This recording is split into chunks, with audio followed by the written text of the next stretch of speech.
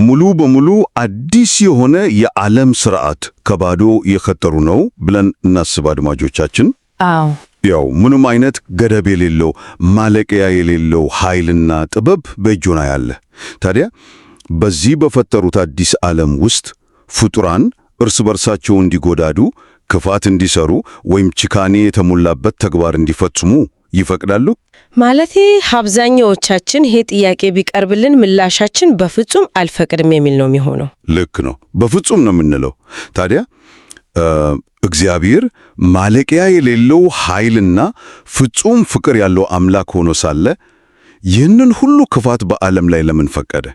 እንግዲህ ዛሬ በጥልቅ ትንታኔያችን የምንመረምረው የዘመናት ታላቅ የፍልስፍናና የሥነ መለኮት ጥያቄ የሆነውን ይህንን ጉዳይ ነው። አዎ በጣም ጥልቅና ከባድ የሚመስል ግን ደግሞ ወሳኝ ርዕስ ነው። በእርግጥ በተለይ አልቪን ፕላንቲንጋ ከተባሉ ታላቅ ፈላስፋ እግዚአብሔር ነጻነትና ክፋት ከተሰኘው መጽሐፍ ውስጥ ገጽ 54 ላይ የሚገኘውን የነጻ ፈቃድ መከራከሪያን ወደሚያጸናው ክፍል ነው የምንገባው። ልክ ነው። ይህ ክፍል ያው በተለይ ወንጌላውያን ክርስቲያኖች እምነታቸውን በምክንያታዊነትና በጥልቅ ሎጂክ እንዲረዱት ትልቅ መሰረት የሚጥል ነው።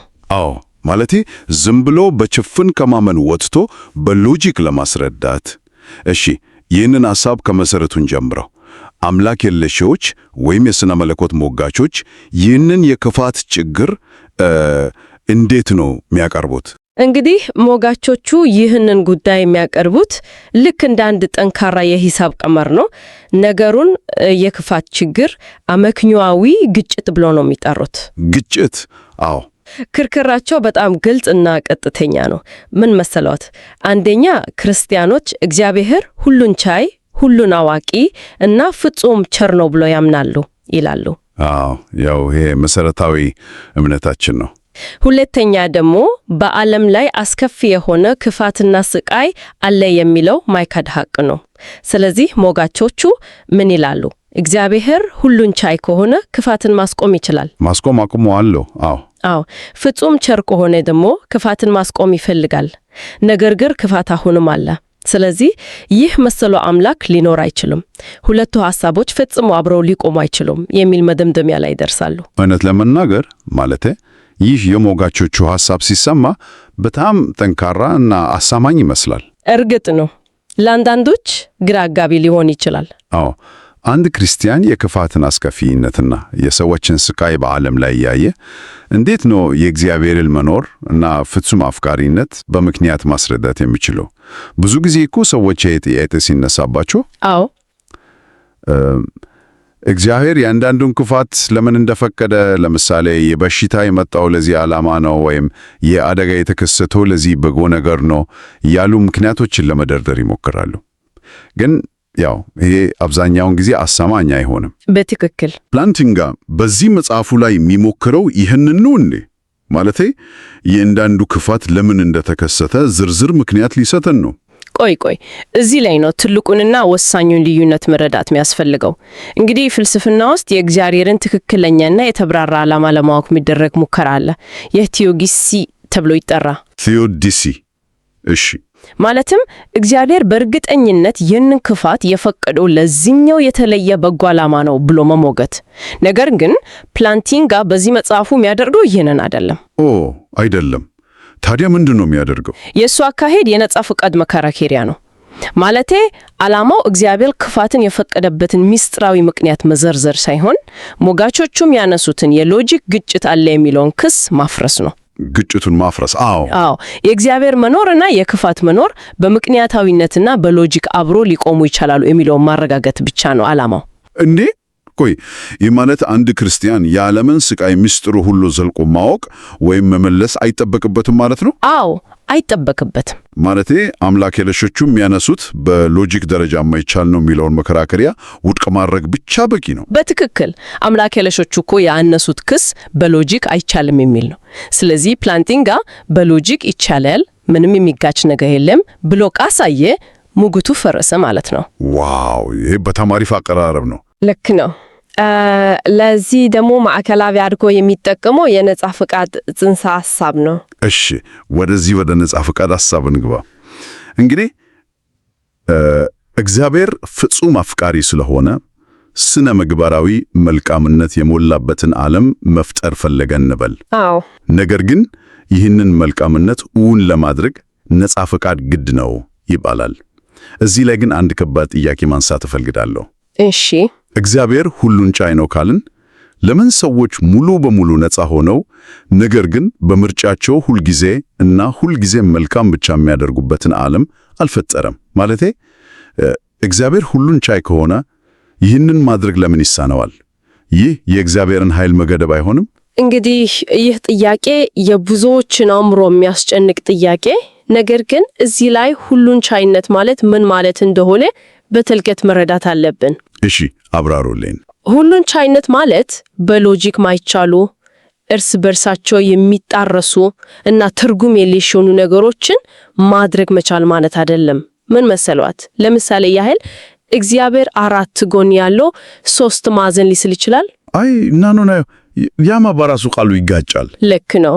ማለት የ4 ጎን ካለው 3 ማዕዘን ሊሆን አይችልም። ወይም ደግሞ ያገባ ላጤ ሊፈጥር ይችላል። ካገባም ላጤ አይዝም። በትክክል እነዚህ ነገሮች በትርጉማቸው ራሳቸውን የሚያፈርሱ ናቸው። እግዚአብሔር እነዚህን ማድረግ አለመቻለው አቅም ስላጠራው ሳይሆን ነገሮቹ በራሳቸው የሎጂክ ህልውና ስለሌላቸው ነው። ትክክለኛውን ብቻ እንዲመርጡ አስገድዶ መፍጠር የሚለው ሐሳብ ልክ እንደ 4 ጎን ያለው 3 ማዕዘን በራሱ የሚጋጭ ሐሳብ ነው። ማለቴ አንዱ ሌላውን ያፈርሰዋል። አዎ፣ ሰዎች ነፃ ከሆኑ ምርጫቸው በእጃቸው ነው። በነፃነት የሚወስኑትን ውሳኔ እግዚአብሔር አስቀድሞ ይህንን ብቻ ነው የምትመርጡት ብሎ ከወሰነላቸው ነፃነታቸው የውሸት ይሆናል ማለት ነው። የሐሳብ አሁን የበለጠ ግልጽ የሆነልኝ ነው። ያው አንድ ምሳሌ ላንሳ እዚህ ላይ ይቻላል። አንድ የኮምፒውተር ባለሙያ እጅግ የተራቀቀ ሮቦት ፈጠረ እንበል። ይህንን ሮቦት ሁልጊዜ ጠዋት ሲያየው እወድሃለሁ፣ አከብረሃለሁ፣ አንተ ምርጥ ነህ ብሎ እንዲናገር በሚገባ ፕሮግራም አደረገው። አዎ፣ በፕሮግራም ሮቦቱም በታዘዘው መሰረት ይህንን ቢናገር ይህ የፍቅር ቃል ለባለሙያው ምንም አይነት እውነተኛ ዋጋ ሊኖረው አይችልም። ማለቴ ምክንያቱም ሮቦቱ ሌላ አማራጭ የለውም፣ ተላቻን መምረጥ አይችልም። እውነተኛ ፍቅር እና እውነተኛ ስነ ምግባራዊ መልካምነት ክፋትን የመምረጥ አማራጭ እና ነፃነት ሲኖር ብቻ ነው ትርጉም ያገኘው ማለት ነው።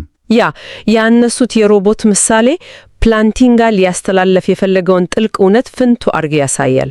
አዎ፣ እግዚአብሔር ሰዎችን ፕሮግራም አድርጎ ወይም ውስጣዊ አሰራራቸውን አስገድዶ መልካም ብቻ እንዲሰሩ ቢያደርጋቸው ኖሮ ያ መልካምነት እውነተኛ ስነ ምግባራዊ መልካምነት አይሆንም ነበር። የሮቦት ፍቅር የውሸት እንደሆነው ሁሉ ማለት ነው። ልክ ነው፣ የውሸት ነው። እውነተኛ ነፃነት ማለት ሁለቱንም መንገድ የመምረጥ አቅም መኖር ማለት ነው። ስለዚህ ነፃ ፍጡራንን መፍጠር ክፋት የመከሰት ዕድልን በተፈጥሮ አቅፎ ያዘ ነው። እግዚአብሔር ነፃ ፍጡራንን ከፈጠረ ምን እንደሚመርጡ ለራሳቸው መተው አለበት እንጂ ጣልቃ ገብቶ ምርጫቸውን ሊነጥቃቸው አይችልም። እንግዲህ እዚህ ላይ ነው ነገሩ እጅግ አስገራሚ ወደ ሆነው ምዕራፍ የሚሸጋገረው። ማለቴ በመጽሐፉ ላይ ገጽ 54 ላይ የነፃ ፍቃድ መከራከሪያ ሲረጋገጥ ወደሚለው ወሳኝ የመደምደሚያ ሐሳብ ስንመጣ ፕላንቲንጋ አምላክ የለሾቹ ያነሱትን የሎጂክ ክስ እንዴት ነው ሙሉ በሙሉ አፍርሶ የሚያሳየው? እሺ፣ እባክዎ ይህንን የሎጂክ ወጥመድና መፍቻውን በተራ ቋንቋ ቢያብራሩልን። በጣም ጥሩ። ፕላንቲንጋ ይህንን ለማሳየት 3 መሰረታዊ ሐሳቦችን ያስተሳሰራ። የመጀመሪያው እና ሁላችንም የምንስማማበት መነሻ ሐሳብ እግዚአብሔር ሁሉን ቻይ፣ ሁሉን አዋቂ እና ፍጹም ቸር ነው የሚለው ነው። አዎ፣ ፕሮፖዚሽን 1 ማለት ነው። ልክ ነው። ከዛ በመቀጠል ሁለተኛውን እና እጅግ ወሳኙን አመክንዮ ያመጣል። ይኸውም ስነ ምግባራዊ ክፋት ፈጽሞ ሳይኖር እውነተኛ ስነ ምግባራዊ መልካምነትን ብቻ የያዘ ዓለም መፍጠር በሎጂክ የማይቻል ነገር ነው። ፕሮፖዚሽን 35 ቆይ ለምን? ምክንያቱም ቅድም እንዳልነው እውነተኛ መልካምነት ነፃ ፍቃድን ይፈልጋል። ነፃ ፍቃድ ከተሰጠ ደግሞ ፍጡራን ስህተት የመስራት እድላቸው አብሮ ይወለዳልና ነው። ስለዚህ ይህ ማለት ነፃነትና አስገዳጅነት በአንድ ላይ ሊሆኑ አይችሉም። በትክክል ማለቴ ክፋት የመስራት አማራጭ የሌለበት ዓለም ነፃነትም የሌለበት ዓለም ነው። እሺ፣ የፕላንቲንጋ ሶስተኛው እርምጃ ምንድን ነው? ሶስተኛው እና የመጨረሻው ሐሳብ ደግሞ እግዚአብሔር ስነ ምግባራዊ መልካምነት ያለበትን ዓለም መፍጠር መረጠ የሚል ነው። ፕሮፖዚሽን 36። አሁን እነዚህን ሶስት ሐሳቦች በአንድ ላይ አዋህደን ስናያቸው የሚፈጠረውን አስገራሚ እውነት እንመልከት። እግዚአብሔር እውነተኛ መልካምነትና ፍቅር ያለበትን ዓለም መፍጠር ፈልጓል። ነገር ግን ይህንን ሲያደርግ ግድ ነፃ ፍቃድ ያላቸውን ፍጡራን መፍጠር አለበት። ምርጫ አላቸውን። ልክ ነው። እነዚህ ነፃ ፍጡራን ደግሞ በነፃነታቸው ተጠቅመው ክፋትን ሊመርጡ ይችላሉ። እግዚአብሔር ይህንን አስቀድሞ ቢያውቅም እውነተኛ ፍቅርና መልካምነት ካለው ትልቅ ዋጋ አንጻር ይህንን ዓለም መፍጠሩ ተገቢ ነው። ዋው! ስለዚህ የፕላንቲንጋ መደምደሚያ ምንድን ነው? የእግዚአብሔር መኖርና የክፋት መኖር ፈጽሞ አይጋጩም። ይልቁንም እግዚአብሔር ክፋት የመከሰት ዕድል ያለበትን ዓለም መፍጠሩ ለነፃ ፍቃድ የሰጠውን እጅግ የከበረ ቦታ የሚያሳይ የሎጂክ ውጤት ነው። እንዴ ቆይ፣ ይህ እኮ ለፍልስፍና ዓለም ትልቅ የመሬት መንቀጥቀጥ ነው። እጅግ በጣም። ይህ ማለት አምላክ የለሾች ለዘመናት ሲያነሱት የነበረው ያው የእግዚአብሔር መኖርና የክፋት መኖር እንደ ብርሃንና ጨለማ ፈጽሞ አብሮ ሊሆኑ አይችሉም የሚለው ሐሳብ በሎጂክ ደረጃ ሙሉ በሙሉ ፈረሰ ማለት ነው። ሙሉ በሙሉ ፈርሷል። አዎ፣ ማለቴ ክፋት በዓለም ላይ መኖሩ የእግዚአብሔርን ሁሉን ቻይነት አይክድም፣ የእግዚአብሔርን አፍቃሪነትም አይክድም። ይልቁንም እግዚአብሔር እውነተኛ ነፃነትንና ያልተገደደ ፍቅርን ምን ያህል ከፍ አድርጎ እንደሚመለከተው የሚያረጋግጥ ነው። በእርግጥም ትልቅ ድል ነው። ምን መሰሎት?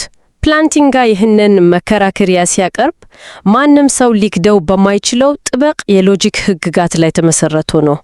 አምላክ የለሾቹ ራሷቸው በሚጠቀሙበት የሎጂክ ሜዳ ላይ ነው የእነርሱንም ሙግት ውድቅ ያደረገው። የራሳቸውን መሳሪያ ተጠቅሞ ማለት ነው። አዎ፣ የነጻ ፍቃድ መከራከሪያው ዓላማውን አሳክቷል። ክርስቲያኖች እግዚአብሔር ለምን እያንዳንዱን የተለየ ክፋት፣ አደጋ ወይም በሽታ እንደፈቀደ ሙሉ በሙሉ ባይገነዘቡም እንኳን በአጠቃላይ ግን የክፋት መኖር ከእግዚአብሔር ፍጹምነት ጋር እንደማይጋጭ በእርግጠኝነት ማመን ይችላሉ። ምንም አይነት አመክንያዊ መጣረስ የለም። ይህ እጅግ አስገራሚ ማብራሪያ ነው።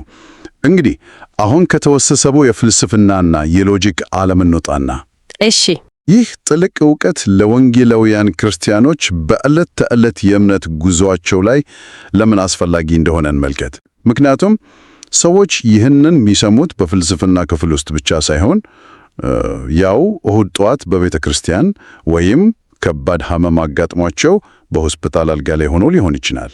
ልክ ነዎት። በጣም አስፈላጊ ነጥብ ነው። እና ይህ የፍልስፍና ድል በዕለት ተዕለት ሕይወት ውስጥ ስላለው የእግዚአብሔር ባህሪ ምን አዲስ እይታ ይሰጠናል? መከራ ሲያጋጥመን ይህንን ዕውቀት እንዴት ልንጠቀምበት እንችላለን?